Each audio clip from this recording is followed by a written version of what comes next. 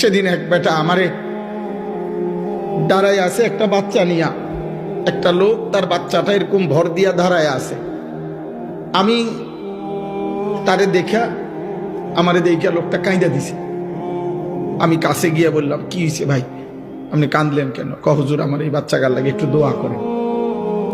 আমি বললাম, কি হয়েছে বাচ্চা? হুজুর বাচ্চাটার আজকে 16 বছর, প্রতিবন্ধী, ও দাঁড়াইতে পারে না, কথা বলতে পারে না। তো বলতেছে, হুজুর আমি আজকে 16টা বছর এই বাচ্চাটারে কোলে করে আমার জীবনটা আমি চালাইতেছি। আমার বিবি অসুস্থ, প্রতিনিয়ত তারে ডাক্তার দেখাইতে হয় এই বাচ্চাটারে পালতে গিয়া। 16 বছর পর্যন্ত যে বাচ্চাটা একটা কদম ফেলতে পারে না, দাঁড়াইতে পারে না, সেই মালিক তোমারে প্রতিদিন দাঁড়াইবার ক্ষমতা দিছে। এমন মালিকরে কেমনে সেজদা দিবা?